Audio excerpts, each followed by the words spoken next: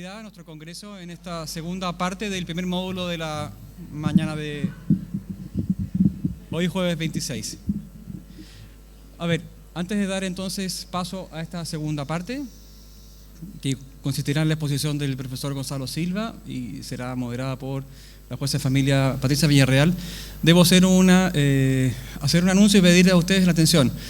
Hay gente, a ver, en primer lugar agradecemos la tremenda convocatoria, digamos, que ha despertado en mucha gente y el interés por estar acá, pero hay gente que se encuentra asistiendo que no se ha inscrito aún.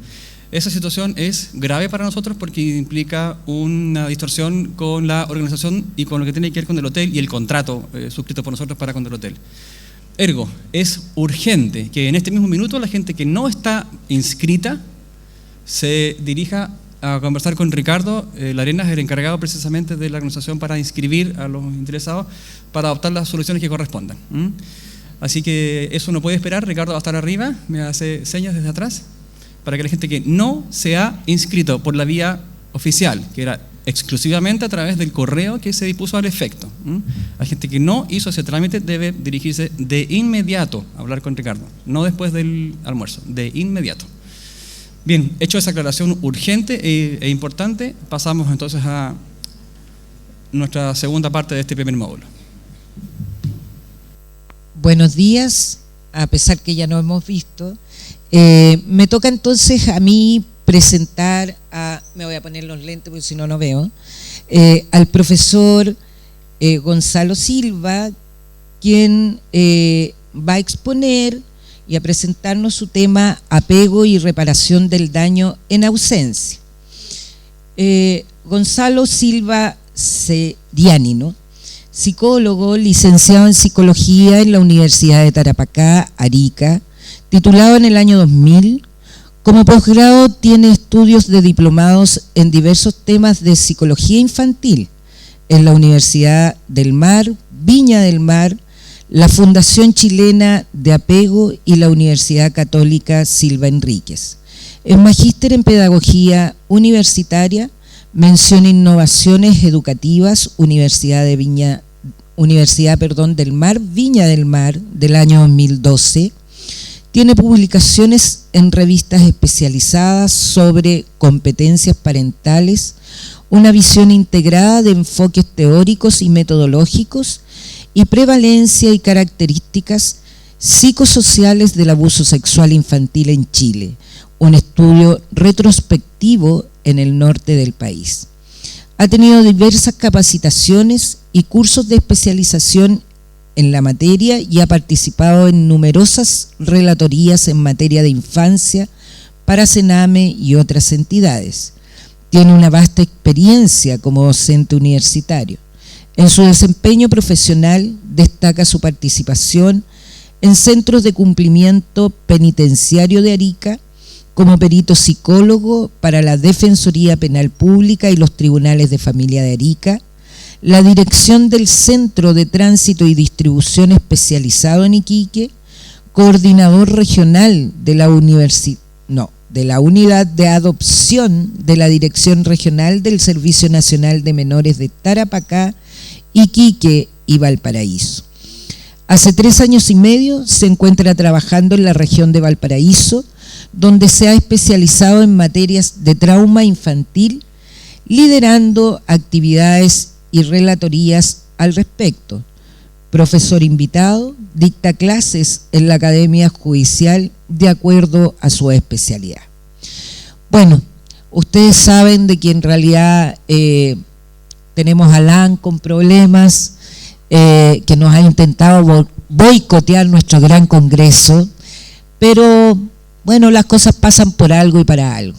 Debo contarles que a Gonzalo lo conozco hace varios años, me ha tocado participar en más de alguna de sus exposiciones y creo que por algo pasó esto, porque en realidad ustedes se darán cuenta en el transcurso del tiempo que le alargamos a él, que aún así nos va a faltar. Por lo tanto, esta exposición va a ser interactiva. Vamos a cambiar la forma y aun cuando él va a ir exponiendo lo que nosotros vamos a aprender como esponjitas, van a poder ustedes ir preguntando aquello que en ese minuto les asalte alguna duda. Para eso tenemos nuestras 2 modelos y secretarias ahí con los respectivos micrófonos. Por favor, levantan la mano, y quien va a manejar estos tiempos y de acuerdo a lo que va a exponer es el profesor. Así que los dejo con Gonzalo Silva.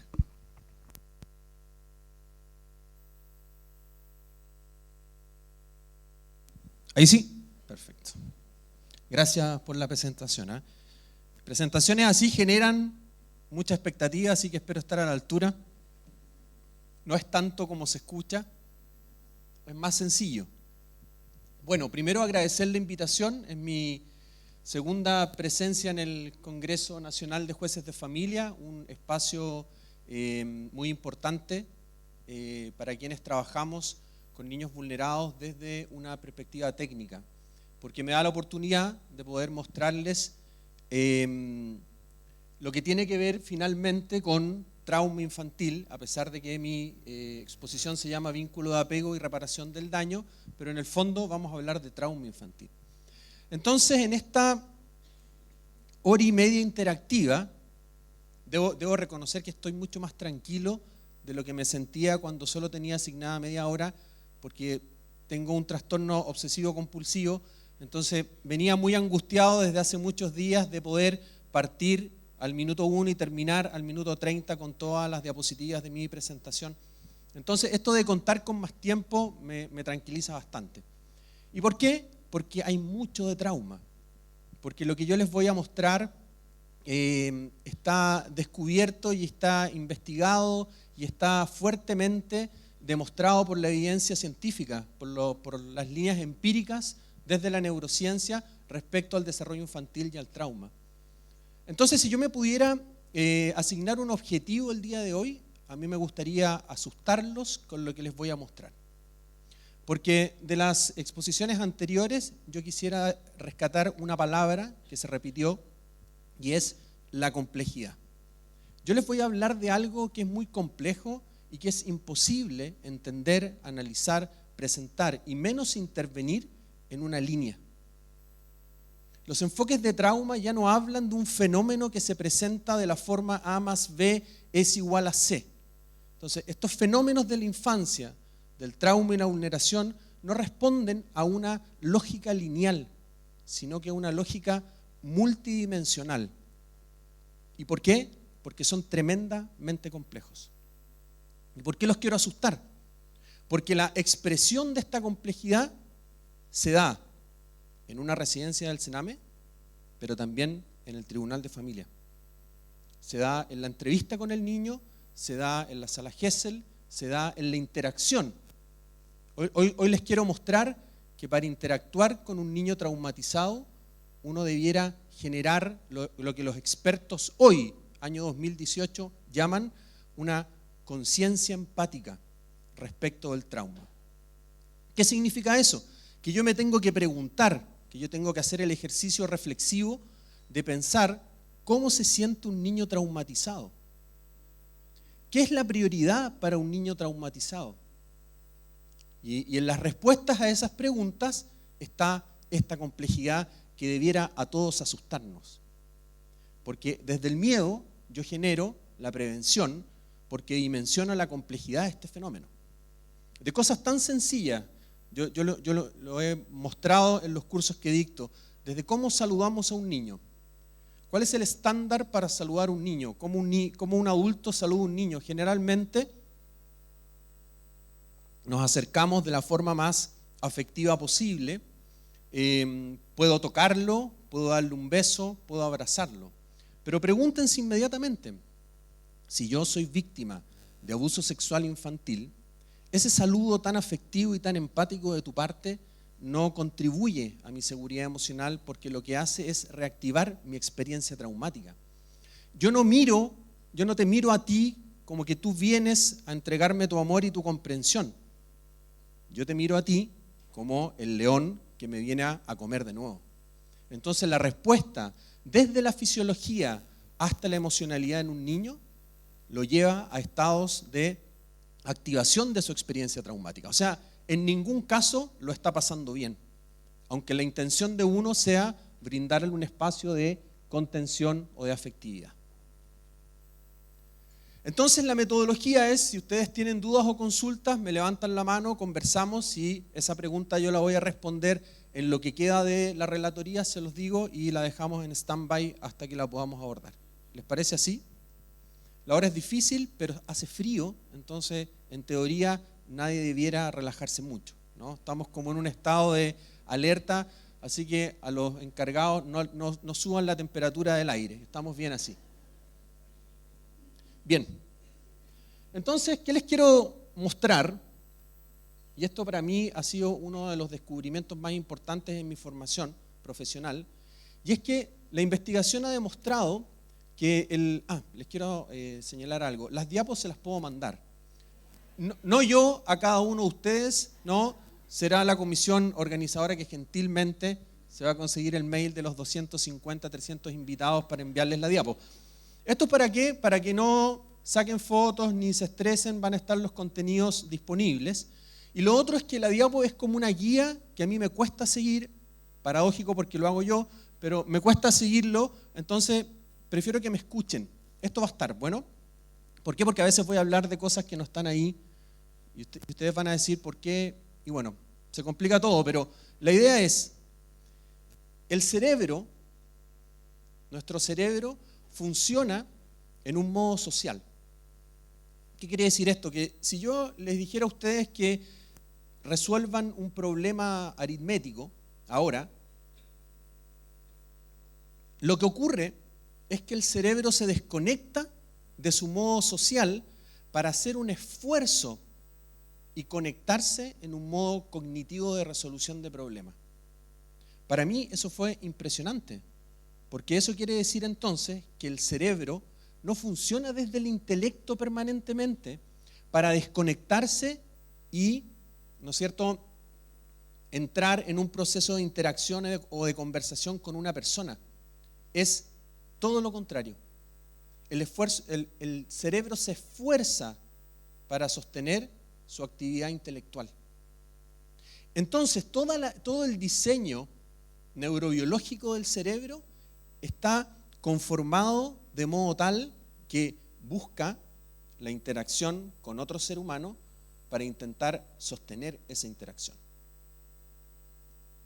¿Qué es lo que ocurre de acuerdo a la neurociencia? Es que por una cuestión evolutiva, nuestro cerebro nace incompleto.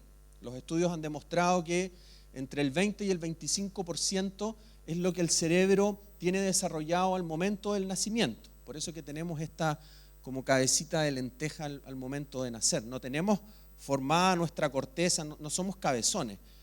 ¿Por qué? Porque si no la madre perdería la vida en el parto. Entonces la naturaleza dijo, bueno, ¿cuál es la solución? Porque la cría no se puede quedar sin madre, es que entonces mandamos el cerebro incompleto y este cerebro se termina de desarrollar con un potencial entre el 75 y el 80%, ¿no es cierto?, en la vida extrauterina, afuera. ¿Dónde? En la relación con los demás. Es decir, lo que ha demostrado la empiria es que el espacio de desarrollo cerebral es eminentemente vincular. Que no existen estas estructuras cerebrales que emergen a los 2 o a los 3 años, que no es solo una cuestión de procesos madurativos o neurológicos, es una cuestión de vínculo, es una cuestión de la relación que yo establezco con la persona que me cuida. ¿Cuál es la implicancia inmediata de que nuestro cerebro no nazca del todo desarrollado? Que yo genero una extrema dependencia a mi cuidador. Y ahí está la gran diferencia con los animales, para quienes creen que tenemos diferencia, ¿no? Entonces un ciervo nace y a los 15 minutos ese ciervo ya está totalmente equipado para sobrevivir al cuidado de su madre, ¿no? Pero ahí estamos hablando de un cerebro que no es complejo, porque la complejidad cerebral del ser humano demanda una dependencia extrema a la figura de cuidado. Por eso que somos tan indefensos al momento del nacimiento, porque nacemos en etapas cada vez más embrionarias, es decir, cada vez más incompletos. Por lo tanto, generamos esta codependencia extrema a la figura del cuidador. Cuando hablo de cuidador, que desde estos enfoques los teóricos, los investigadores y los expertos se refieren a cuidador, no a mamá, no a papá, ni a tíos, ni a abuelos, es decir, a cualquiera que te cuida. Eso incluye los sistemas de cuidado. El tribunal es un sistema de cuidado. El Sename es un sistema de cuidado. El país es un sistema de cuidado. Salud es un sistema de cuidado. Educación es un sistema de cuidado. Es decir, cuando me refiero a cuidador, son todos aquellos que se relacionan con un niño. ¿Vamos bien? ¿Sí? Perfecto. Continuemos.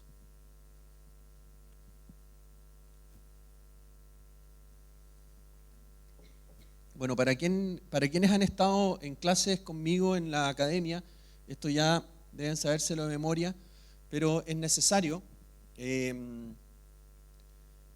hacer algunas aclaraciones sobre lo que es el apego. Porque entonces, si al momento del nacimiento toda mi estructura fisiológica está diseñada para conectarme con otra persona, esa necesidad de conexión se intensifica aún más cuando yo me siento estresado. ¿Y a qué me refiero con estrés? Es cuando algo rompe mi equilibrio. En un niño puede ser hambre, sueño, sed, frío, calor, aburrimiento, ¿no? Hasta abuso sexual, maltrato infantil, negligencia y todas las combinaciones posibles. Entonces, estrés infantil es esta pérdida de mi equilibrio biopsicosocial, lo llaman los profesionales que trabajan con esos tecnicismos. Entonces, el apego es la necesidad que tiene el niño cuando está estresado de buscar la contención en un adulto. Es decir, es un vínculo muy específico que ha permitido la sobrevivencia de la especie, porque a diferencia de los animales, los humanos buscan contención en otros seres humanos. No se esconden, no atacan ni huyen, buscan a otro ser humano. Y para citar a John Bowlby, que es este padre de la teoría del apego, el apego es desde el nacimiento hasta nuestra muerte. Es decir, nosotros como personas adultas también tenemos figuras de apego, ¿no? Que serían, no digan sus papás a esta edad, pero ¿quiénes serían sus figuras de apego? La pareja, los amigos, ¿no? Pero siempre otro ser humano, donde yo busco la contención de mi estrés, donde yo busco regularme, o sea, recuperar este equilibrio perdido. Por eso que la respuesta de los niños cuando tienen una pataleta, una crisis o cuando están en un estado de estrés es, la mayoría de las veces, los patrones más saludables, buscar a la mamá, al papá, a la educadora de párvulo, a la nana, a quien genere esta contención del estrés. Hay investigación que ha demostrado que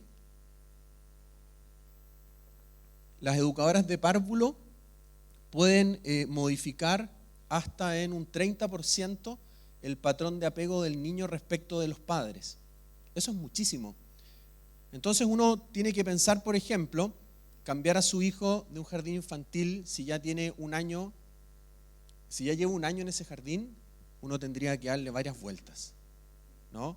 Porque es altamente probable que ese niño haya generado un patrón de apego con su educadora de párvulo, con la que pasa 6, 7, 8 o 9 horas, ¿no? Entonces, la regla dice, todo vínculo de apego es un vínculo afectivo. Es decir, yo quiero, ¿no es cierto?, y necesito estar cerca de la figura que me devuelve la calma. Se transforma en un referente significativo para mí. Pero no todo vínculo afectivo es un vínculo de apego. Porque yo puedo estar jugando con mi papá, a quien quiero, ¿no? Pero si yo me caigo y mi papá me dice, no, mira, si te vas a poner a llorar no podemos seguir jugando y ahí tendrías que ir donde tu mamá porque yo con niños que lloran no me relaciono. Entonces es altamente probable que cualquier coincidencia con la vida de sus amigos, porque yo sé que esto ustedes no lo hacen, es mera casualidad. Entonces, ¿qué pasa? Ese niño quiere a su papá, pero no es la figura que busca para la contención. Ahí va donde la mamá. O viceversa también puede ser. Entonces, fíjense bien lo que yo les estoy diciendo. El amor puede coexistir perfectamente con la vulneración. Una progenitora politraumatizada que ha vivido experiencias de negligencia, vulneración y trauma, ella misma, ¿no?, puede querer a su hijo. Y su hijo puede quererla a ella, pero ella no necesariamente es la fuente de su regulación. Y uno podría preguntar, bueno, ¿y qué tiene? No, pues que tiene algo que es tremendamente significativo, que quienes me regulan son los que me ofrecen este espacio de desarrollo cerebral. En otras palabras, son los que me permiten mantener una trayectoria del desarrollo esperada. Crecer, jugar, aprender, desarrollarme, alimentarme, respirar, etcétera, etcétera. Entonces, es un vínculo específico que ha permitido la sobrevivencia de la especie. Estamos diseñados entonces para buscar a otros y esa necesidad se intensifica cuando además yo me siento estresado. Y el estrés entonces puede ser un tema cotidiano, tengo hambre, mamá, hasta una experiencia cotidiana también, pero de trauma. Y yo ya les voy a mostrar que las investigaciones actuales en trauma han demostrado o están abandonando la idea de que los traumas graves son solo el abuso sexual, el maltrato y la negligencia.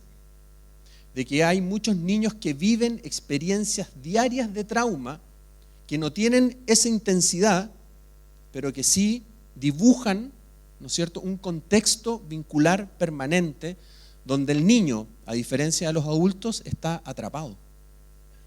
El adulto, en un contexto de trauma, puede decir, me voy de esta casa, ¿no? Entonces yo escapo de la experiencia traumática. El niño no puede escapar, porque yo no me puedo ir porque te necesito. Si yo me voy a tener que volver porque necesito que un adulto me cuide, porque mi cerebro demanda esta relación de dependencia. Entonces se habla de que los niños no tienen escape. Y ahí es donde su experiencia infantil empieza a desorganizarse. Si lo quieren en palabras más simples, es cuando como que se cae internet, ¿me entienden? O el flipper hace tilt, para los que... ¿ven cómo cayeron?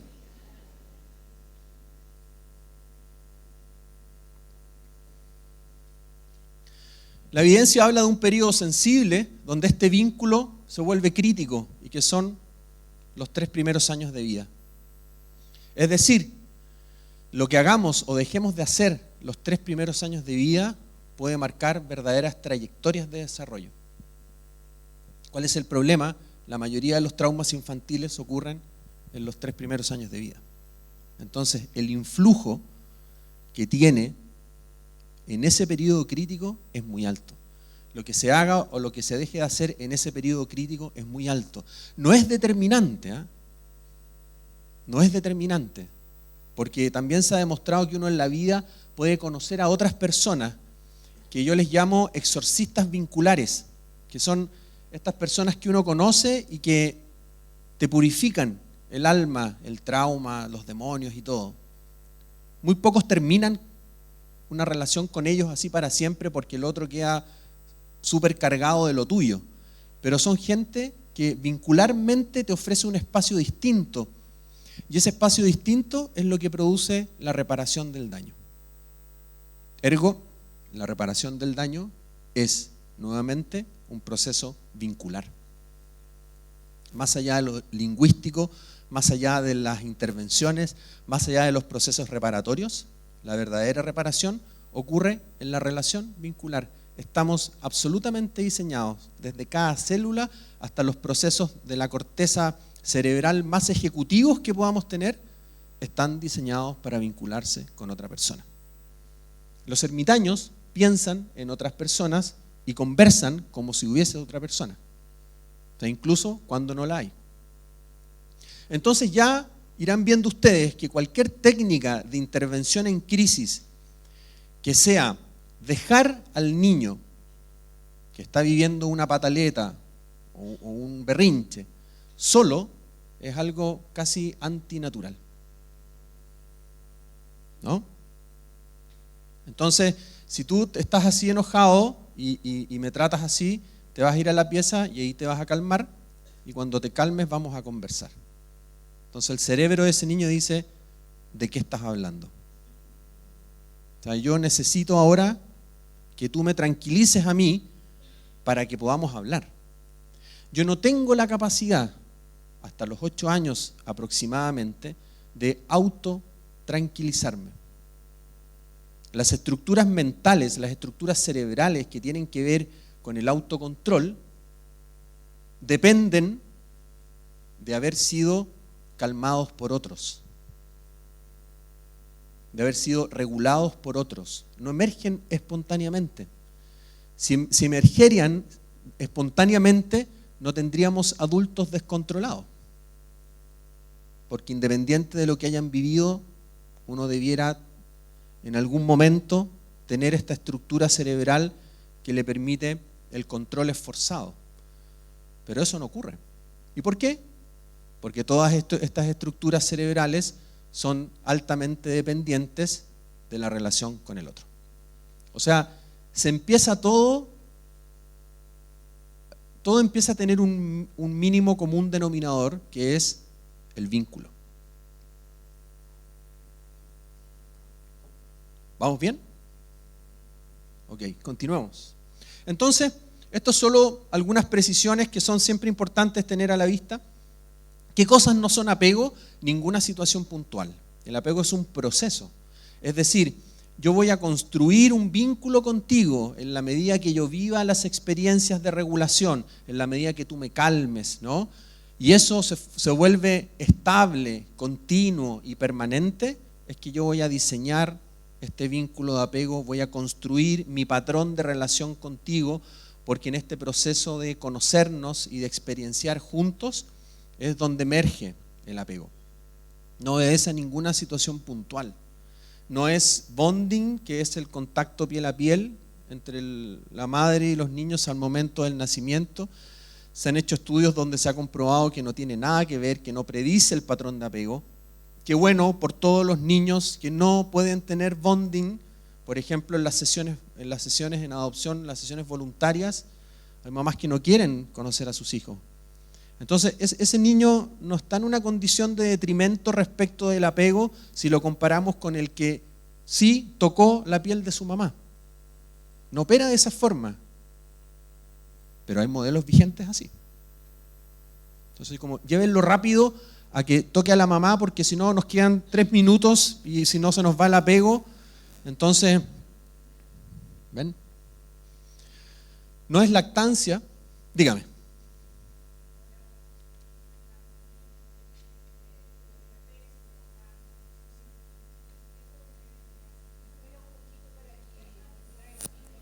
Ah, ya. Dijo que era Gabriela, abogada de Concepción.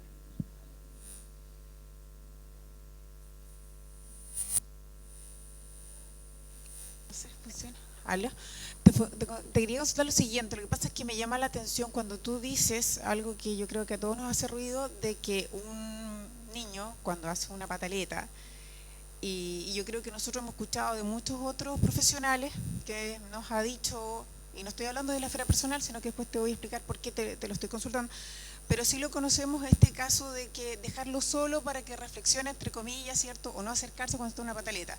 Normalmente uno se puede imaginar una pataleta de llanto, porque no quiere un dulce, qué sé yo. Pero, por ejemplo, te pregunto el caso que yo asesoro a algunos colegios en Concepción, y me consultan jurídicamente por qué hacemos en el caso de un niño, y esto pasa más o menos hasta 6º o 5º básico, que hacen pataletas en la sala de clases o en los recreos, y he visto ya varios casos en que se tiran al suelo y donde nosotros logramos, claro, parece endemoniado, la verdad es que parece que estuvieran totalmente perdidos, cómo nosotros logramos ese apego. Ya no tenemos al papá porque hay que estar llamando de repente, el papá está ocupado, no está fácil de ubicar al papá. Tenemos a la profesora, tenemos al asistente, tenemos una serie de personas, me tienen a mí como abogada y todos mirando casi un espectáculo que es difícil de solucionar desde el punto de vista, como me lo estás mencionando tú, del apego, porque ¿cómo me acerco yo a abrazar a esa niña o a ese niño? ¿Cómo yo lo puedo calmar? ¿A dónde lo voy a derivar? ¿Ah? Hablábamos, o nos comentaba la colega, la magistrado, ¿cierto?, en el bloque anterior, que tampoco tenemos una red de apoyo suficientemente potente o capaz de poder asistir todos estos casos. Entonces, ¿qué podemos hacer desde el punto de vista ya si ya no tengo la herramienta jurídica, la herramienta administrativa, la organización que corresponde? ¿Qué podemos hacer? Sí. En la parte práctica desde tu, digamos, expertise como psicólogo, digamos. Sí, o sea, yo puedo generar reflexiones en torno al ejemplo, ¿no? Porque como regla de oro los psicólogos debiéramos decir no puedo contestar esa pregunta porque no tengo los antecedentes del caso. Y de verdad que debiera ser así siempre, porque si no se transforma en una consejería un poco irresponsable, ¿me entienden? Porque yo podría entonces partir del supuesto de que, por ejemplo, ustedes como sistema de cuidado han hecho todo bien, entonces el niño está muy dañado, ¿me entienden? Y lo que demuestra la investigación es que la primera máxima no se cumple. Entonces, mira, ¿qué reflexiones yo puedo generar en torno al ejemplo? Es que si ya está la posesión demoníaca, llegaste tarde. No existe ninguna técnica en el mundo que ustedes puedan aprender y decir, mira, ahora con el gallo así en el suelo, como lo describiste tú, ¿no? Así como pegando patadas, puños, insultando, llorando y todas estas combinaciones juntas, no hay ninguna técnica que tú puedas decir, mira, voy a aplicar el plan AZT sub 2 para que... No existe. No existe. ¿Y por qué no existe? Tú lo dijiste. ¿Qué es lo que necesita ese niño, de acuerdo a lo que yo les he dicho? Lo compartan o no, pero es como para hacer el ejercicio mental. ¿Qué está activado hoy? El apego, ¿no? Entonces un niño que está estresado y que necesita la contención. Entonces uno en estricto rigor podría decir, bueno, contiénelo. Pero él va a decir, pero ¿quién eres tú para contenerme? Si el apego es un proceso. Entonces es interesante porque...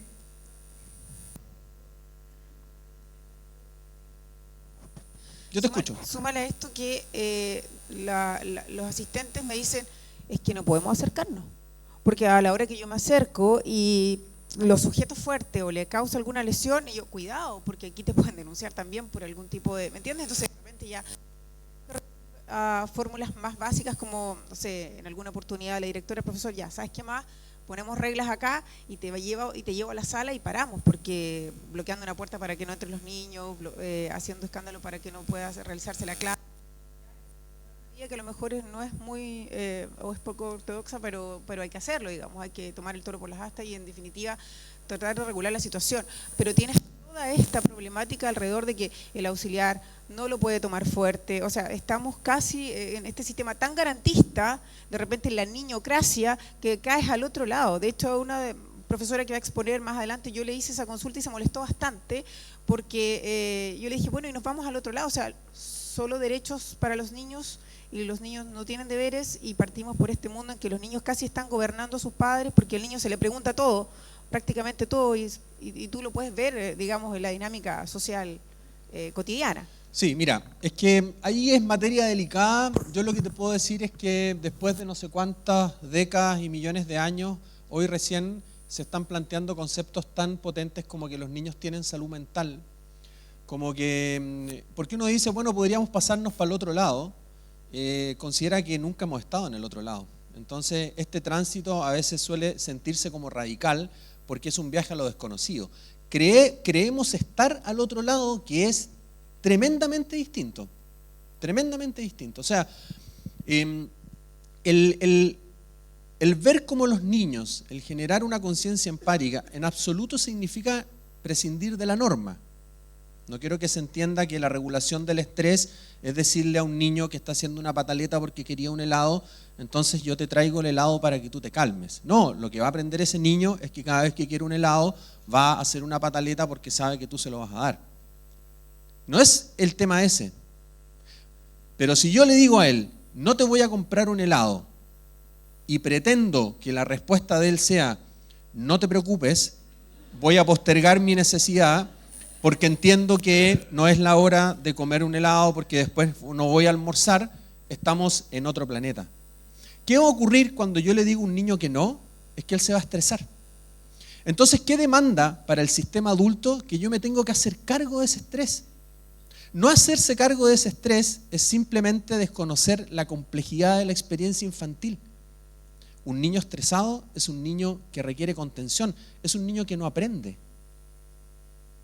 Esto del cerebro social está ampliamente trasladado a los enfoques educativos, por ejemplo. ¿Qué pasa con el primer día del jardín? Donde tú tienes que generar no un desarraigo de tu hijo en el sistema educacional. ¿Qué es lo que ocurre con la mayoría de los niños? Se ponen a llorar porque no quieren separarse de la mamá. Y la tía, por más que les ofrece jugar, ellos no quieren. Mira, Elito, te ofrezco jugar. No, es que mi prioridad no es jugar ahora. Yo quiero dejar de sentirme como me estoy sintiendo. Entonces, la respuesta concreta no es en absoluto un recetario de hacer 1, 2, 3, 4 y 5. Es cómo empezar. El tema de trasfondo es mucho más complejo, porque el ejercicio que tenemos que hacer como adultos es generar esta conciencia empática y entender cómo se sienten, cómo viven los niños estas experiencias. Y ese ejercicio nos es más ajeno. Tenemos un sistema que pareciera definirlo claramente, ¿no? Ustedes en el tribunal tienen la sala Gesell, entonces uno dice, ahí yo escucho la opinión del niño. Pero ustedes se han preguntado qué es para un niño entrar a un lugar totalmente desconocido que por más sticker del hombre araña que tenga, no es familiar, ¿me entienden? Entonces, si yo voy a un lugar con mi cuidador, ¿no?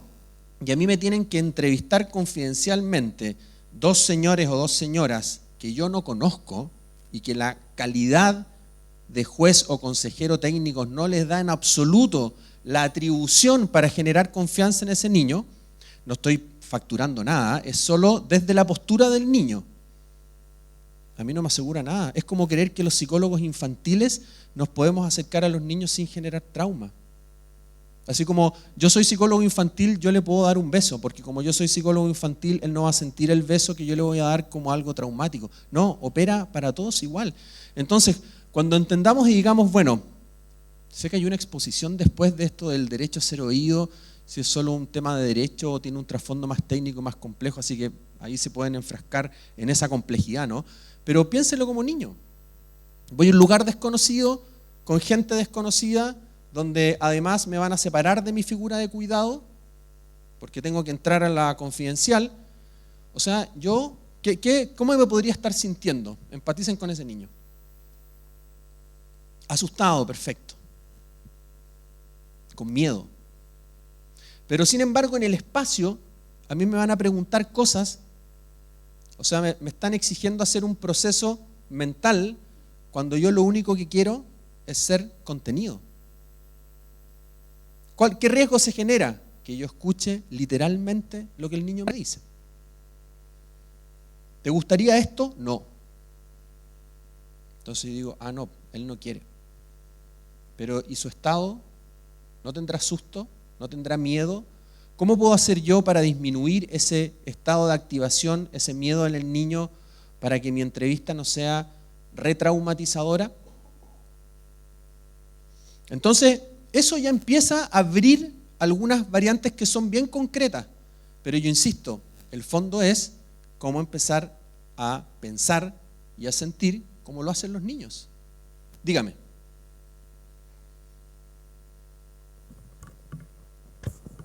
¿Me escuchas? ¿Aló? ¿Ahí sí? Mi nombre es Isabel Peña, yo soy jueza de Pozo Almonte, primera región. No saben dónde queda Pozo Almonte. La verdad es que yo he trabajado en el sur y en el norte. Quiero compartir un poco la experiencia que ha significado para mí el llegar al norte y la diferencia de los niños entre el norte y el sur, porque finalmente, independiente de cada niño, que es una historia distinta, la vivencia de ellos es bastante más compleja en el norte.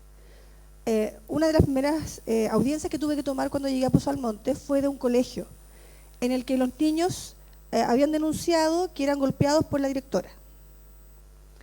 Y yo llego a la audiencia y estaban citados todos los niños del curso, estaban todos los apoderados en público y la directora sentada en audiencia. Entonces primero dije, estar a los niños en estas condiciones porque es bastante complejo. Y la verdad es que lo que hice fue separar niños y niñas. Como eran colegios rurales, son varios cursos, entonces tampoco es que estén todos en la misma edad. Y me pareció algo bien interesante porque cuando empecé a hablar yo siempre me presento, me digo que soy Isabel Peña, soy la jueza, y que mi trabajo es proteger a los niños. Y los niños me quedan mirando y yo le digo, ¿qué te parece mi trabajo? Oh, entretenido, dice uno. Otros me dicen, ¿y de verdad usted hace eso? Sí, le digo yo hago eso. Y empiezo a conversar con ellos sobre cosas como lo haría con mis hijos. ¿Qué les gusta comer? ¿Con quién viven? Si saben por qué están en el tribunal. Y me pasó algo muy especial, en que los niños, la mayoría de los hombres, me decían que cómo se relacionaban ellos, y uno me empezó a contar cómo que en el colegio les pegaban, y que además los obligaban a comer. Entonces un niño, yo le dije, ¿pero por qué pasa eso? ¿Qué creen ustedes que pasa eso? ¿Eso está bien? ¿Está mal? ¿Qué opinan ustedes? Entonces los chicos me decían que estaba bien porque los papás lo permitían. Y luego un niño me miró y me dijo, ¿pero por qué estaría mal pegarle a un niño? Y la verdad es que a mí como profesional tengo que reconocer que se me llenaron los ojos de lágrimas, porque uno es ser humano, así. Es juez, pero también tiene la sensación de dolor del niño. Y eso fue bastante complejo para mí, sobre todo allá, porque hay muchas comunidades indígenas, hay muchos extranjeros que llegan, y entonces la vinculación de ellos además es muy de vulneración en relación con el chileno y en relación con los adultos, sobre todo si son niños. Y cuando hablé con las niñas, el discurso era aprendido. Las niñas me dijeron que estaban súper bien en el colegio, que no habían problemas, que estaba todo ordenado. Y fue muy rara esta como separación de la misma historia en el mismo curso. ¿A qué voy yo? A que es complejo conversar con los niños. Si no es complejo con los hijos de uno, que uno ya los conoce, mucho más con los hijos de otra persona, que además vienen asustados al tribunal.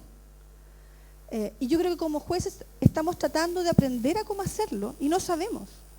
Aún no sabemos. Y vamos aprendiendo como en la experiencia, uno va viendo lo que funciona y lo que no funciona. Y por eso creo que es tan importante este tipo de capacitaciones para nosotros. A veces me ha pasado que los niños me dicen gracias por escucharme, al final. Y tengo otros niños que me dicen, ¿me puede dar un abrazo? Entonces, ahí voy viendo yo que cada entrevista con un niño, cada conversación, cada información que obtengo de ellos, que es mínima, va a depender de cada niño. Yo creo que aquí no hay una pauta para vincularse con ellos. Pero sí es importante que uno sepa de qué forma sí puede causar algún tipo de trauma a los niños. Sí, bueno, la idea es, déjeme reflexionar un poquito al respecto, es que lo más complejo de todo esto es que una respuesta positiva de un niño tampoco es garantía de que las cosas vayan bien. Así de complejo. Piensen ustedes que es como, si ustedes piensen en una entrevista confidencial que hayan tenido con un niño donde ustedes hayan sentido de que estuvo todo redondo, ¿me entienden? Que hicieron la entrevista con buen timing con el niño, que estaba la consejera y deslizó unas intervenciones de lujo, el niño siempre estuvo tranquilo, siempre estuvo sonriente, fue colaborador, ¿me entienden? Entonces uno podría cerrar una entrevista con un niño y decir, hoy me voy a la casa feliz porque de verdad que estuvo redondísimo esto. Bueno, yo les cuento que los niños maltratados son muy adaptados también. ¿Me entienden? Entonces es como uno trabaja con una sospecha mínima. Entonces, porque yo puedo decir, bueno, yo sé que ustedes han ido mucho a las residencias, ¿no? Entonces uno va a la residencia y viene un niñito y se acerca y lo abraza. Entonces uno dice, qué niño más rico, qué afecto más a flor de piel. Pero yo también podría pensar que eso no es una respuesta natural en un niño. Mi hija no corre a los brazos de un extraño, se esconde. Entonces, ¿qué les quiero decir con esto? Que no existe todavía algo así que vaya como enumerando las cosas que sí debo hacer o que no, pero sí es consenso en la comunidad científica de que hay que hacer este esfuerzo para de nuevo pensar y sentir. Los niños bien portados Los niños que se adaptan bien a las condiciones que no están diseñadas para ellos, también debiera ser para nosotros una alarma que se prende. Es como ir al supermercado con tu hijo, ¿no? Y que te diga, mamá, quiero un helado, lo que yo les decía recién, y ustedes le dicen, no, no te preocupes, lo vemos después en casa. Disculpa, se me ocurren estas cosas en el supermercado. Entonces uno no debiera hacer el checklist que ese niño es feliz y está bien, porque esa no es una respuesta de un niño. Entonces, el demonio que se manifiesta, eso está bien, ese es un enano sano, que externaliza el daño, que ha sentido que cuenta con un espacio o que ha contado con un espacio para portarse mal, porque sabe que portarse mal, ¿no? Porque, bueno, yo sé que no ustedes, pero sí sus amigos hacen pataleta. Los adultos hacemos pataleta. No nos tiramos al piso, la mayoría no se tira al piso, ¿no? Pero sí nos amurramos y nos enojamos y no queremos hablar con nadie, ¿no? Entonces es algo muy natural. La frustración, el enojo, el llanto debieran ser criterios para establecer que un niño es saludable, que es un niño finalmente. Pero es que allá atrás primero, pero él tiene micrófono, no sé. Oye, cómo. perdón, antes de que hagan la pregunta, yo creo que importante es que logremos que Gonzalo haga su exposición completa, porque No, pero voy a si terminar. para cada pregunta, es que yo creo que es importante porque hay varios que están esperando un poco más en el fondo, y si la pregunta es específica, háganla específica, no contemos nuestra experiencia personal, porque todos los jueces y abogados tenemos experiencia personal en muchas cosas. Entonces, vayan a lo preciso, porque así va a ser más cortito y Gonzalo va a alcanzar. ¿Les parece? ¿Quién pregunta? Vamos. Hola. Soy Solange de Vitz. Quería hacer una pregunta bien concreta en relación a poder quizás quitarles un poco el temor a los niños en esto de que cuando van a tribunales. ¿Son de utilidad los perros de asistencia? ¿Los perros? Sí, los perros de asistencia. Sí, lo que yo le digo que es muy poco sobre el contacto de los niños con los animales es que los animales son buenos reguladores de la experiencia. O sea, uno a veces está un poco enojado y llega el perro y uno como que lo toca y así como que se distiende un poco. Podría ser, pero de nuevo yo quiero insistir es mucho más potente el preguntarse, ¿no? O sea, en esta lógica, ¿cómo se va a sentir él? Yo sé que las audiencias son confidenciales, pero para los niños es muy importante estar con quien lo cuida, sobre todo cuando es desconocido. Yo soy psicólogo de profesión, entonces a mí el tema de lo que es o no correcto o incorrecto de lo jurídico no me compete. Pero entonces, ¿cómo yo puedo generar? Me acuerdo en mi visita a Temuco el año pasado, hablamos del tema de las salas Gesell, y es lo que, o no sé si fue acá, pero bueno, ustedes me dicen, pero lo que les recomendé y que lo hemos usado en otras ocasiones es que, por ejemplo, la cuidadora se amarra una lana en el dedo y el otro extremo de la lana va al dedo del niño. Entonces así el niño entra a la sala y el niño ya sabe que, entonces, porque tú le dices a un niño, entra, va a estar todo bien, pero acuérdense que nosotros nos movemos y funcionamos de acuerdo a lo que sentimos, y si yo estoy asustado no me va a ser suficiente, va a estar todo bien. Yo necesito de alguna forma garantizar que tú vas a estar cerca. Entonces lo que le sugerí era que si ese niño quería chequear si estaba la cuidadora, él podía tirar de su lana y el otro extremo, ella iba a decirle, sí, estoy acá. Súper concreto, nada que explicarle al niño, súper útil. La idea es que esté la guardadora afuera, el cuidador afuera por si él quiere salir y que la lana no haya quedado amarrada a un pedal o a un extraño, ¿me entienden? Pero ahí es donde yo pienso, ¿cómo me sentiría? ¿Qué es lo que a mí me daría más tranquilidad? La respuesta generalmente va a ser estar cerca de mi cuidador, estar cerca de la figura que es significativa. Es lo que haríamos nosotros. Si ustedes están en la casa y en la noche escuchan ruidos, ¿no? La reacción de la manada es aglutinarse, no cada uno por su lado. Entonces, en momentos de estrés, en momentos de miedo, lo que hacemos los seres humanos es acudir a otros seres humanos, que es donde sentimos la seguridad. Si con el ejemplo que di, cada uno se va para su pieza, voy a estar repartiendo después unos fripas para la consulta. Cuénteme. Hola, buenas. Mi nombre es Paul. Precisamente la pregunta iba relacionada con eso. Si la reparación del daño o del maltrato también va relacionado con la vinculación. ¿Qué pasa cuando el niño, es un factor alertante me imagino, no se relaciona con personas, salvo, no sé, que tenga un diagnóstico distinto?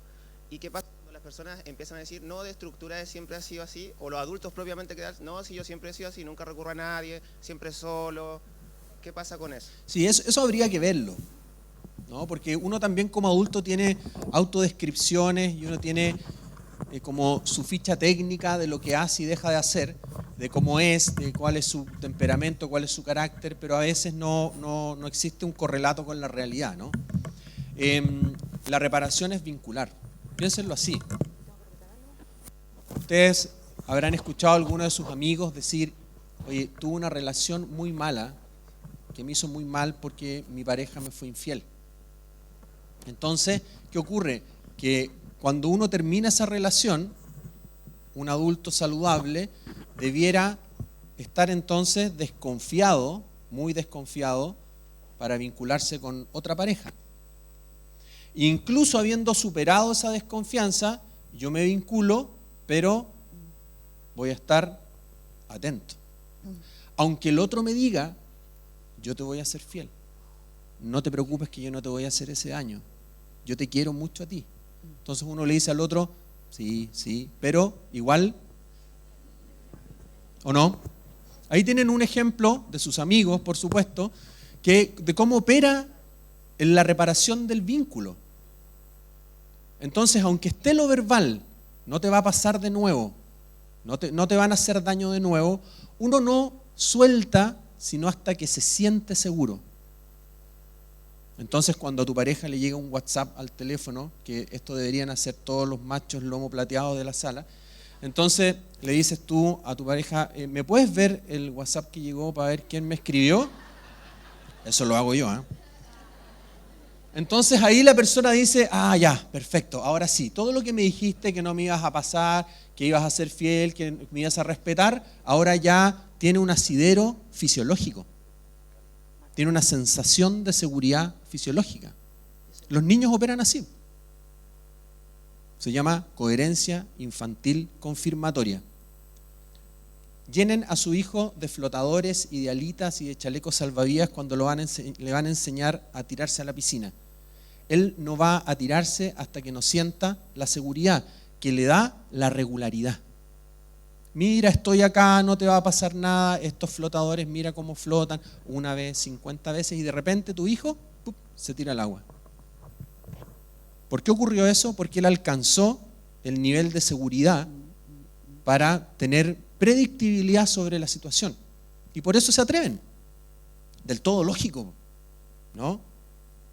Porque a uno podrían prepararlo para, no sé, hacer una actividad de riesgo y uno se sentiría mucho más seguro, por más preparación teórica que ocurra, si tuviese un acercamiento más práctico, porque eso genera más seguridad. En términos fisiológicos, la seguridad se siente. Es la fisiología lo que limita la acción o nos impulsa la acción. Hola. Hola. Barriga, yo soy abogado de un PRM, de Programas de Reparación y Maltrato. Sí, los conozco. Y quisiera saber cómo funcionaría esa sala Gesell y ese ovillo de lana cuando todos los adultos han vulnerado a ese niño, toda su familia me refiero. ¿Cómo eliges tú al cuidador para poder hacer una entrevista adecuada? Es que a veces no hay mucho de dónde elegir, generalmente. Quien lo trae suele ser la figura de cuidado más significativa, y eso también es otra forma de aceptar la complejidad, porque a veces yo no voy a contar con esta figura tan protectora. Ahora, lo terrible es que los niños se conforman con muy poco, ¿me entienden? O sea, piensen ustedes que algunos niños prefieren estar en contacto con sus papás aunque estos los maltraten. De hecho, hay niños que hacen una pataleta, ¿no?, porque la pataleta es la que activa la proximidad de su cuidador, aunque venga a golpearlo. Pero ya estoy conectado contigo, porque yo necesito estar conectado, porque se han hecho estudios donde se han mostrado a los niños imágenes de animales, de dibujos animados y rostros humanos, y con los rostros humanos la actividad eléctrica del cerebro es significativamente más alta. Es decir, estamos totalmente diseñados para buscar al otro. Los niños evalúan la experiencia del mundo en función a la cara de su cuidador.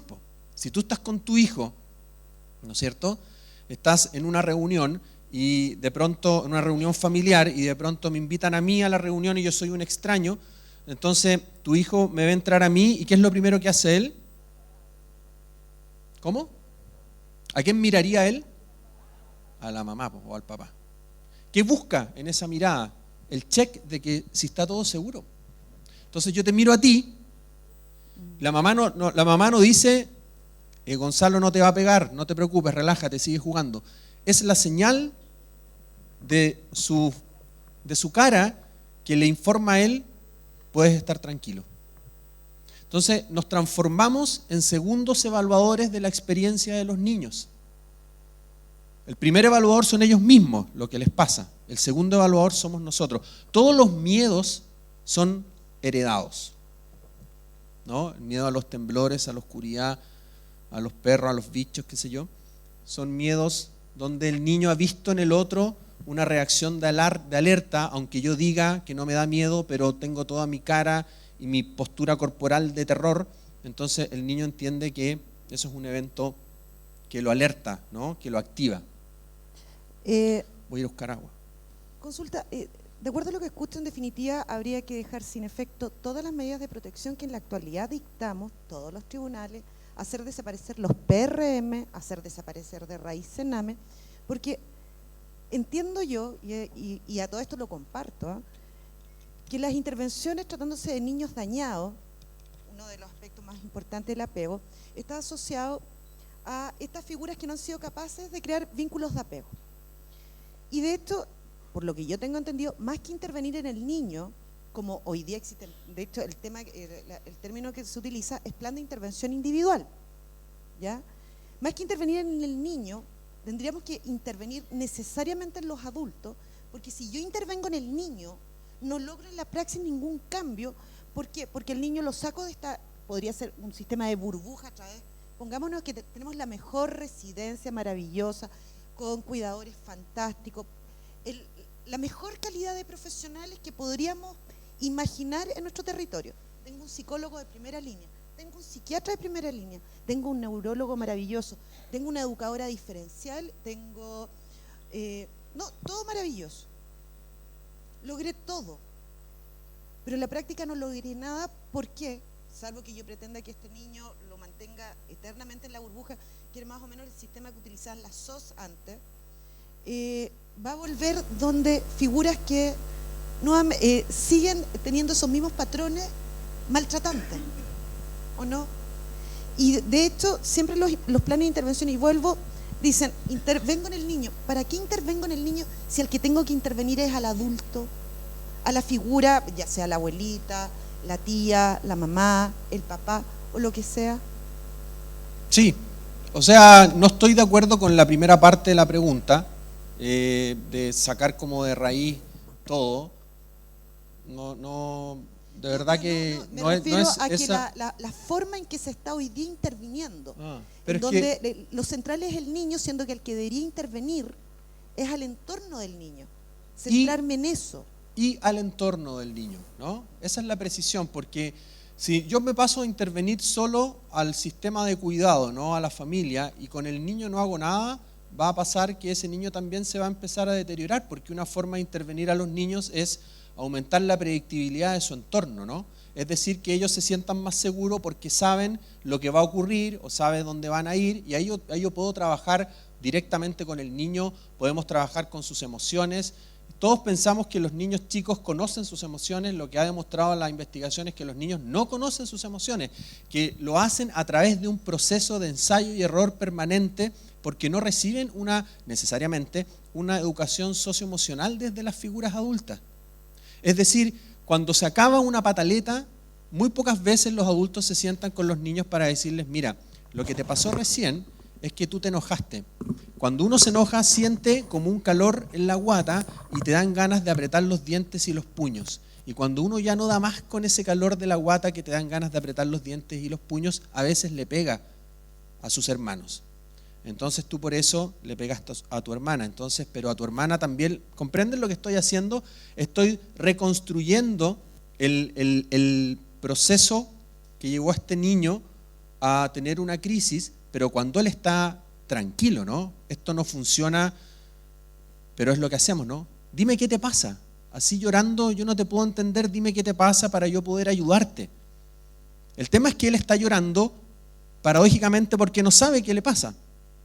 Si él supiera lo que le pasa, no estaría teniendo una pataleta, ¿no? Te diría, estoy frustrado porque mi profesora me manda muchas tareas, entonces yo quiero jugar, pero tengo que hacer las tareas, entonces eso me enoja.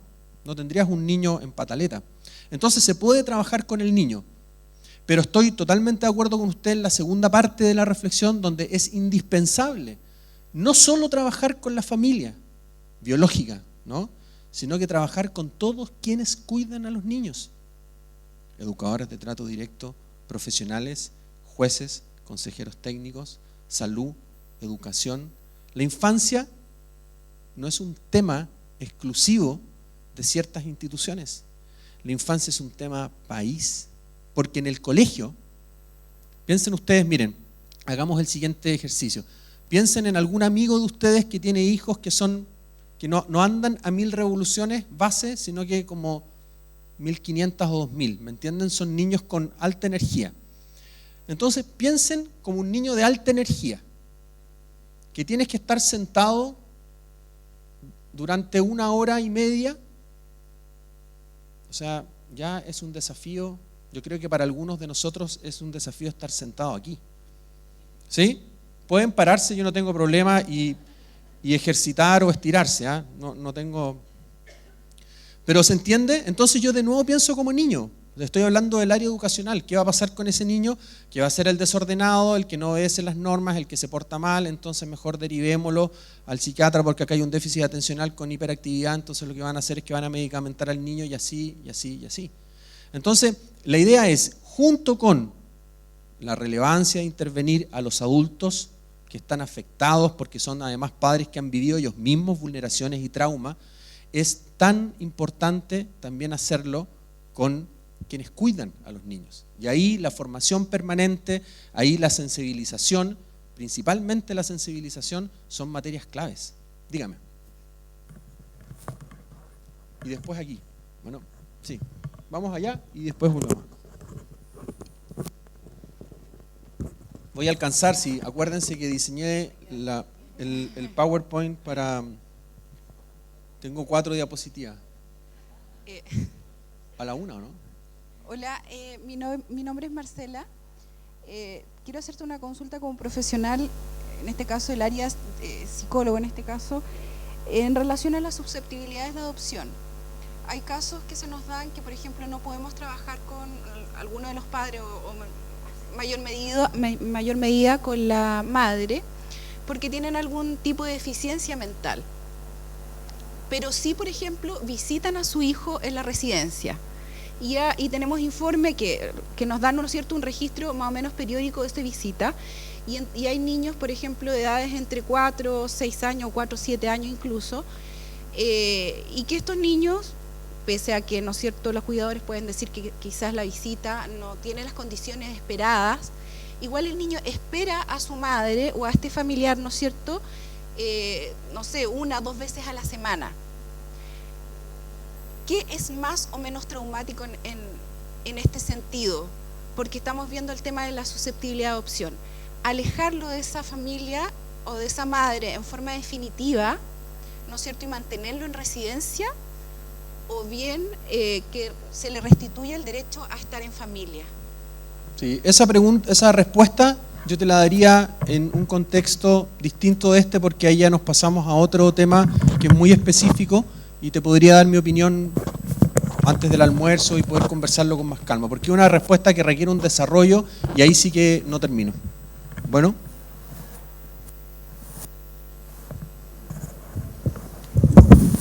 Señalar primero que encuentro bastante interesante la exposición. Gracias. Querría que siguiera usted con la exposición y no fuéramos a tantas consultas. Quiero solamente precisar algo que por lo que se preguntó antes, y no sé si usted lo comparte, que en definitiva como operadores de infancia debemos entender que, según lo que usted está explicando, que un niño no hace una pataleta porque quiera. O sea, entender sí, que no hay una culpabilización del niño, porque en realidad escuchamos decir como que hay muchos derechos pero no hay deberes, porque en realidad creo que si no entendemos por qué se producen estas cuestiones desde lo técnico, caemos en simplemente hacer responsable a los niños, y creo que eso es perjudicial que nosotros en el fondo lo entendamos así este tema, porque si no simplemente tendríamos que borrar todo y hacer responsables derechamente a los niños. Sí, no sé si logro... Estoy absolutamente en sintonía con su reflexión. Es así. O sea, el niño responde de acuerdo al contexto, de acuerdo al ambiente, y eso está fuertemente demostrado. Comprenden esto como de niños autónomos que se crían con independencia de lo que ocurra a su alrededor, de verdad que no responde a la lógica ni evolutiva, ni fisiológica, ni emocional del ser humano. Somos altamente dependientes del contexto, entonces a contextos potenciadores, niños potenciados, a contextos vulneradores, niños vulnerados. Opera así la lógica. Entonces, el tema, quiero que se entienda bien, no es no normar, ¿no? La regulación del estrés, es decir, devolverle la estabilidad al niño, no es darle en el gusto en todo lo que quiera. Es tener la conciencia empática de decir, bueno, ¿qué le pasó a este niño? Y si estamos hablando de un niño de 3 o 4 años que hace una pataleta, bueno, ¿no será del todo esperable que él haga una pataleta? Si a nosotros nos cuesta estar 1 hora y media sentado, no es del todo esperable que un niño que le gusta correr, saltar y jugar, le cueste estar 1 hora y media sentado en el colegio, y no es que tenga una hiperactividad con déficit atencional. Me gustaría entrevistar a todos los niños, pasemos a la siguiente, que son diagnosticados con déficit atencional. ¿Por qué entonces pueden jugar 4 horas en el PlayStation sin dejar de atender? No deja de ser una pregunta muy interesante. Bueno, entonces vamos a seguir. Voy a coger también la sugerencia. ¿Qué es el daño? El daño entonces es mucho más que la suma de las partes. Los enfoques hablan hoy de una experiencia traumática infantil. ¿Ven de nuevo? Los llevo a cómo me siento yo día a día. Porque el abuso sexual, el maltrato infantil, la negligencia, y como ocurre la mayoría de las veces, si no todas las combinaciones posibles, es muy poco probable que un niño sufra una vulneración, ¿no? Generalmente sufren 4 o 5 vulneraciones. Cómo se transforma en una experiencia cotidiana, cómo me lleva a estar en un modo de hiperalerta constante, porque siempre estoy esperando que algo me pase. Entonces, si yo estoy hiperalerta y siempre esperando que algo me pase, es muy difícil que pueda progresar en mis estudios, o que pueda tener un desarrollo psicomotor de acuerdo a lo esperado, o que mi desarrollo cognitivo, ¿no es cierto?, se potencie, porque no son prioridades para mí aprender si es que me siento traumatizado. Siempre pongo este ejemplo en mis relatorías. Si yo los llevara a la plaza de Siria, a la plaza de armas de Siria hoy día, y les pasara un puzzle, para que armaran un puzzle, es muy difícil que ustedes puedan armarlo. Entonces yo me pregunto, ¿no tienen la capacidad para resolver ese problema? ¿Tienen un letargo intelectual? ¿Tienen problemas de atención y de concentración? ¿Tienen hiperactividad? ¿Tienen, me entienden? Todo este listado de signos y síntomas. ¿O efectivamente no es pertinente resolver un puzzle en la plaza de armas de Siria? Porque mi cerebro está preocupado de sobrevivir, de que no me disparen, de que no me llegue una bomba, de que no me maten. Entonces, si yo entiendo el modo guerra de los niños, ¿no?, este modo traumático, yo me transformo en un potencial agresor. Aunque yo me quiera acercar a saludarte y entregarte mi auténtico amor, me transformo en un potencial agresor. Entonces me empiezo a preguntar, miren, algo tan sencillo, ¿cómo te saludo entonces? ¿Cómo me acerco a un niño? ¿Me agacho siempre cuando yo me acerco? Porque si no, imagínense, ¿no? Entonces el niño los niños son de este porte más o menos. Entonces si yo me acerco, él tiene que mirarme hacia arriba. Y si yo me acerco rápido, ¿comprenden de nuevo? O sea, acá viene este león en una carrera y aquí me van a comer. ¿Qué es lo complejo de esto? Acuérdense que yo cité al principio, no podemos entenderlo esto linealmente. Es hora de cambiar a modelos más complejos. Que ese niño yo no lo veo asustado, sino que yo lo veo a él así. Entonces mi cerebro interpreta que yo no estoy haciendo nada malo. Pero a veces, si yo consiento al león, disminuyo las posibilidades de que él me coma. ¿Comprenden? Entonces, si yo estoy simpático, tranquilito, lindo, bonito, el león pasa de largo. Pero eso no significa que él por dentro, si hacemos mediciones fisiológicas de adrenalina, cortisol, hormonas que tienen que ver con la respuesta al estrés y el miedo, él no esté disparadísimo, activado, se le llama en los enfoques de trauma. Entonces,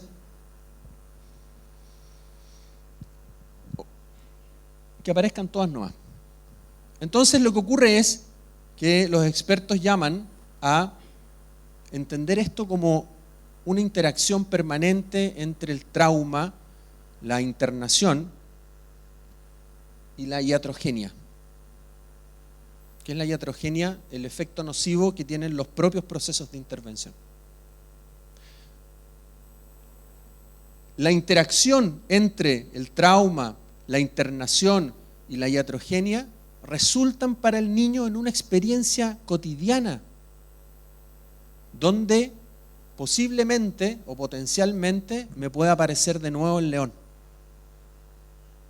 en una evaluación, en un diagnóstico o en el tribunal con una pregunta.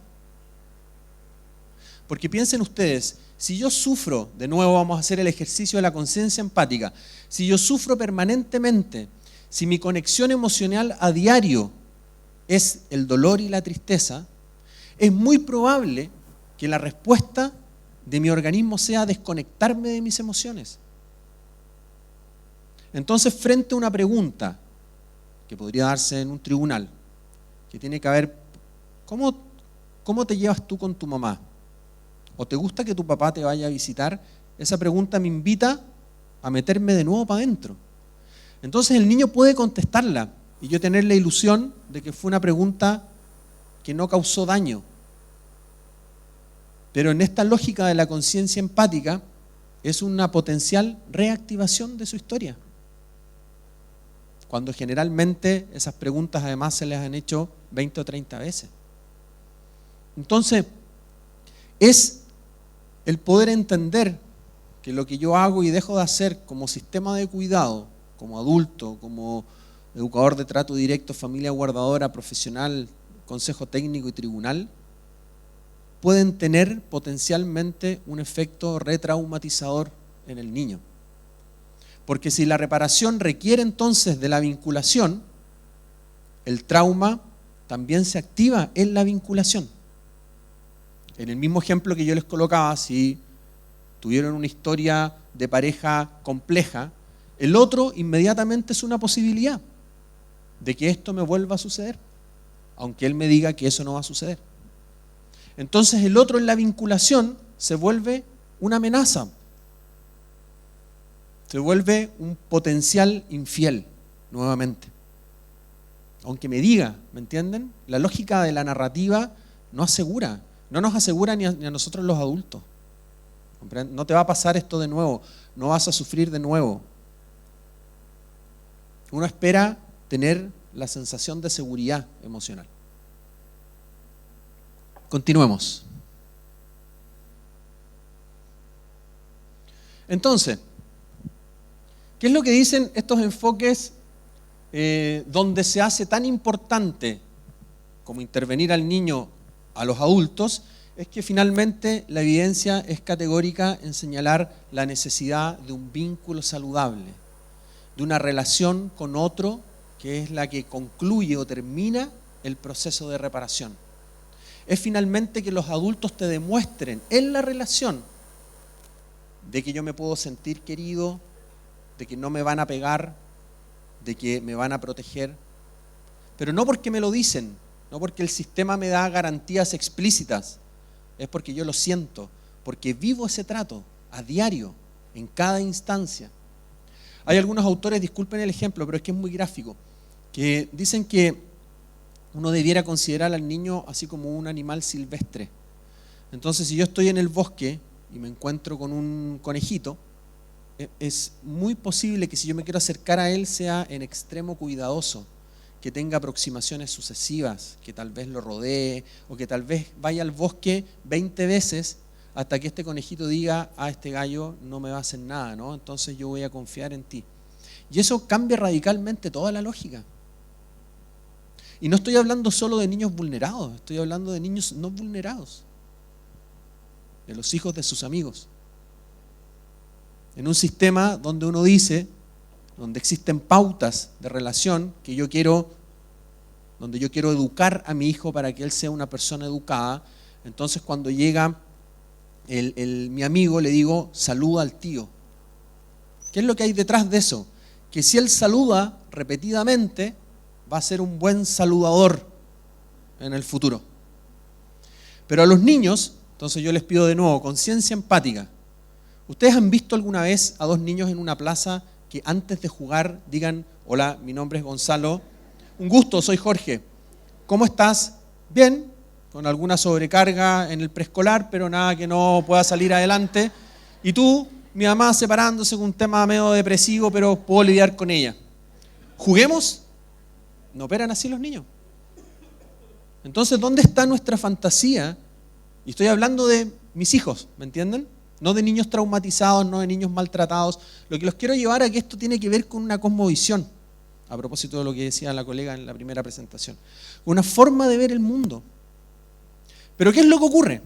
Que si no es tu clave saludar, y yo te presiono para saludar, tú vas a obtener una experiencia negativa del saludo.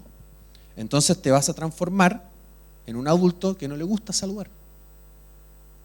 O sea, es paradójico el efecto. Entonces terminas con un mal saludador.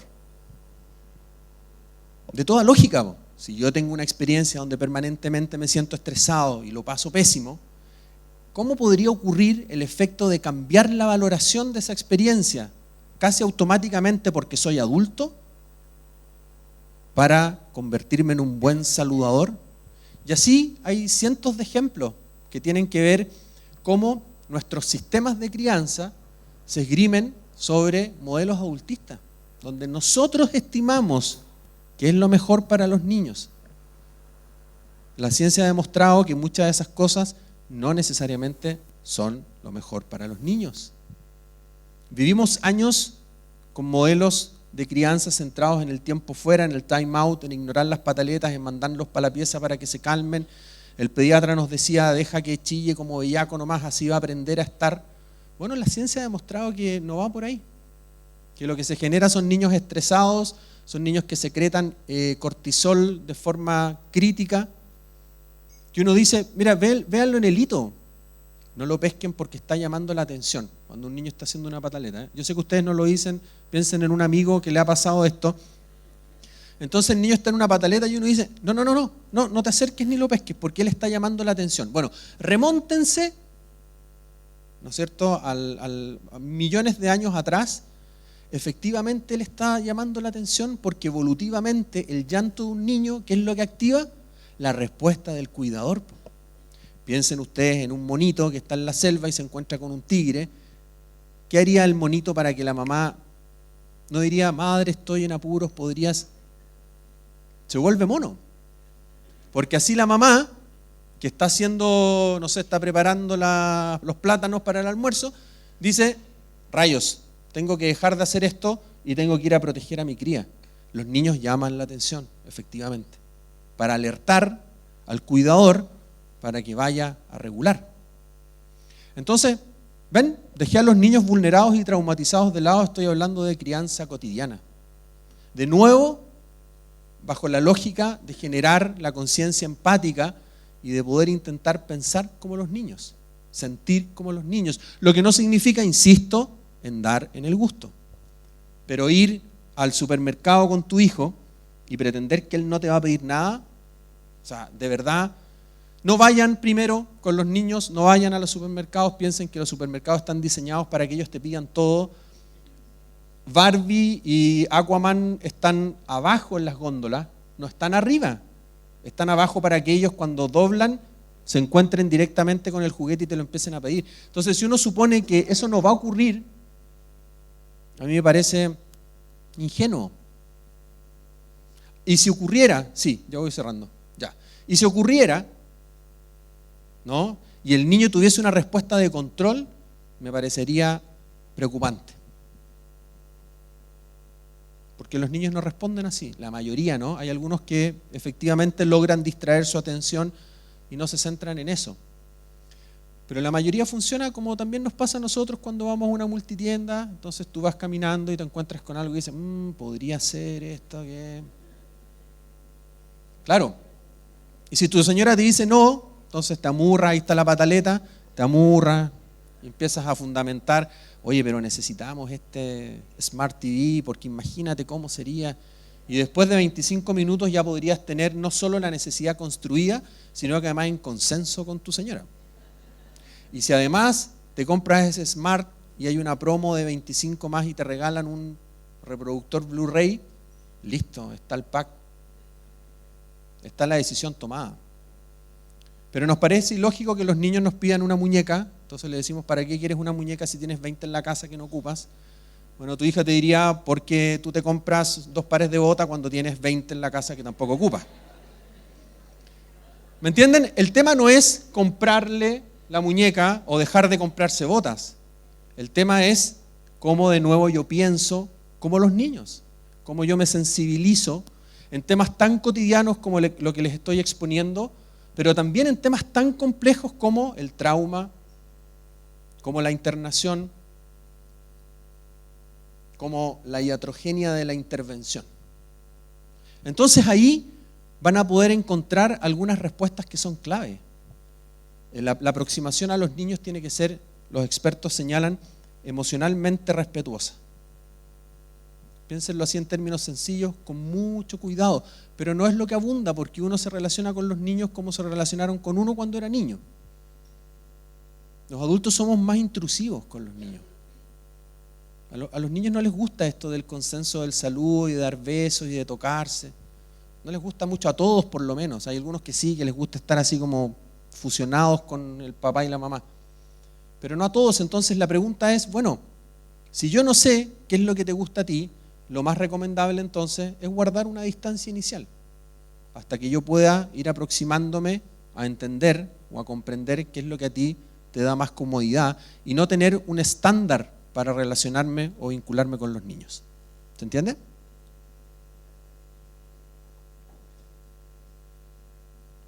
¿Estoy ok con el tiempo? Entonces, ¿cómo? Sí. 5. 5 para si hay alguna última pregunta o algo que haya quedado en el tintero. Ahí hay una pregunta, parece. Pero dímela y yo la repito.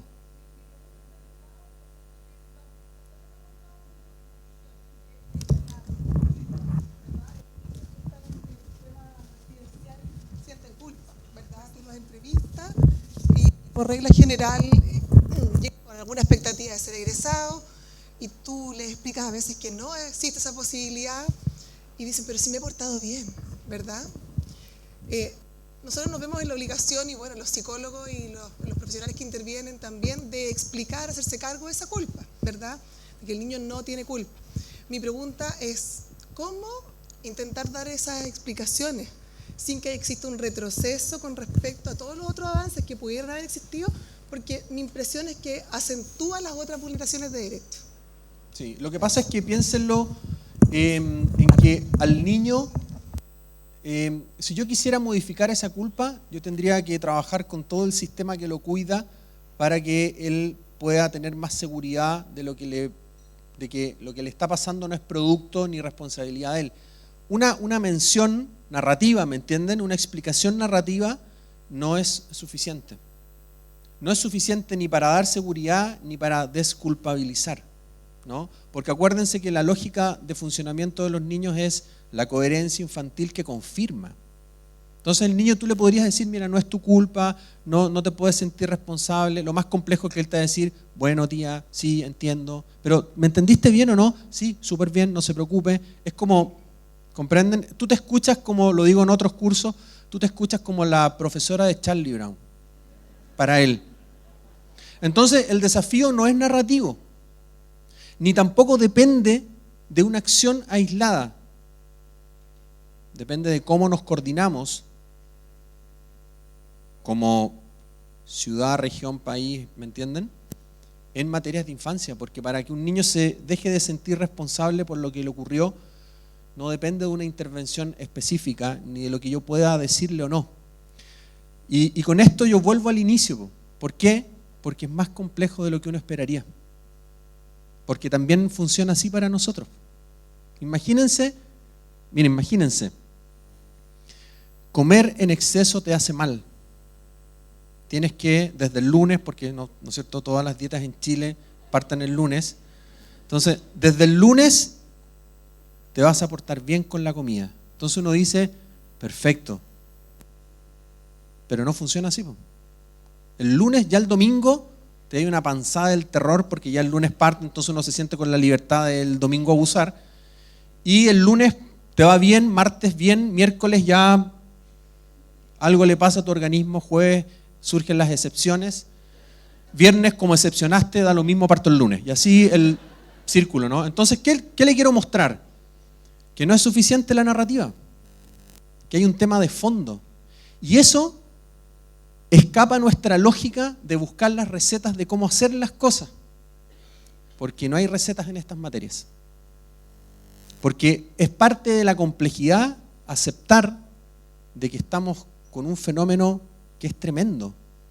Entonces, no hay forma de resolver todo este fenómeno a través de una acción puntual. Tenemos que ir cambiando conciencias individuales para que desde mi parcelita, desde mi territorio, yo tenga prácticas más respetuosas, más emocionalmente más respetuosas con los niños, para que éstas se vayan sumando y así logremos modificar un sistema. Y eso también implica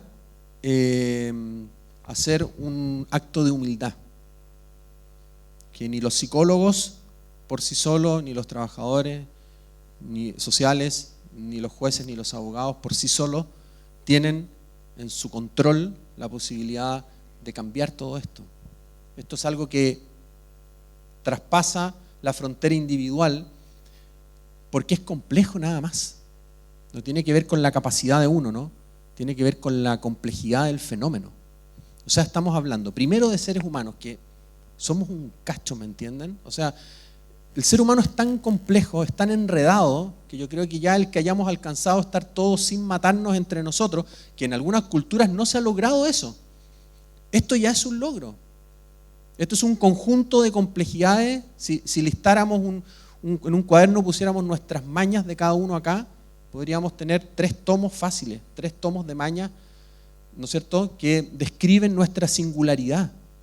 Y que al final la posibilidad de estar con otro ser humano, con también miles de mañas, es realmente un acto impresionante. Solo por nuestra naturaleza. A eso súmenle niñez, trauma, internación, vulneración, y se va volviendo todo mucho más complicado. Ahora, no quiero que con esto se vayan desmotivados hoy y cabizbajos y digan, bueno, da todo lo mismo. Muy por el contrario, cada niño cuenta con que cada uno de ustedes que trabaja en infancia se levante súper motivado en la mañana, porque los necesitan, pero que además hagan un ejercicio de reflexión permanente. Esto no es lineal, esto es complejo. Si ustedes se van hoy día pensando, Gonzalo dijo que tengo que tener cuidado, yo me voy satisfecho. porque eso se va a traducir que en la práctica cotidiana, en una audiencia, yo voy a tener cuidado. Que en esa audiencia no es llegar y bajarme del estrado para apretarle los cachetes a un niño, ¿me entienden? Que tengo que pensarlo, tengo que ver cómo me bajo, tengo que hacerlo despacio si es que lo quiero hacer, que tal vez en adelante hoy día voy a saludar así a los niños. Hola, ¿cómo estás? Mi hija saluda así, hola. Yo hace años le dije, no saludís nomás. Me rebelo contra Carreño y la Matrix, me da lo mismo. ¿Qué va a ocurrir probablemente? Que la Florencia después va a ser una buena saludadora porque ella no ha vivido esa experiencia estresante y compleja que lleva el tema del saludo, muy absurdo por lo demás, porque piensen ustedes que los besos en la mejilla no existen. No existen, ¿no? Si nosotros nos saludamos y yo le doy un beso en la mejilla, la reacción del otro es como así. Es como un mejillazo. Estamos llenos de consenso que a nadie le gusta, pero que todos hacemos. Entonces el tema es cómo yo me revelo y me pongo en el lugar del niño para sentir y pensar como él. Agradezco tremendamente la invitación, ha sido un placer estar nuevamente con ustedes y espero que sea un hasta pronto. Bueno, la verdad es que nosotros te damos las gracias a ti, espero que hayamos logrado algo más y bueno, te vamos a hacer el recuerdito, como a todos, para ti, un recuerdo de esta región y que, bueno, sigas ayudándonos en todo lo que se pueda. Voy a dejar a nuestro presidente con algunas cosas, que nuestros avisitos.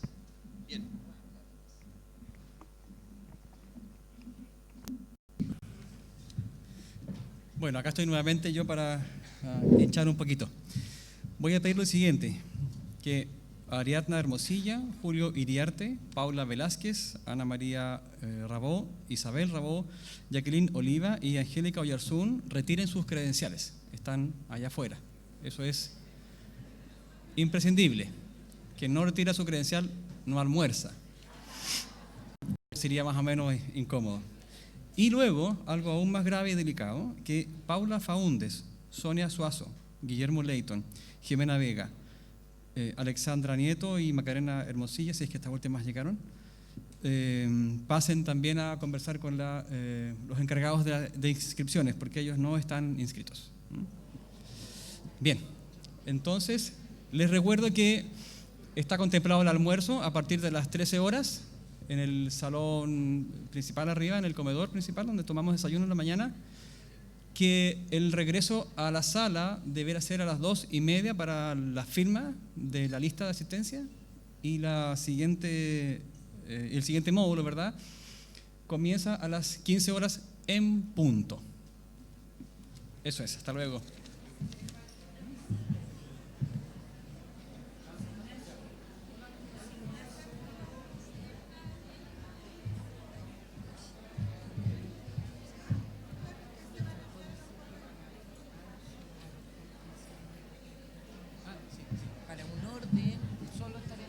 Una última cosa para los efectos de la firma.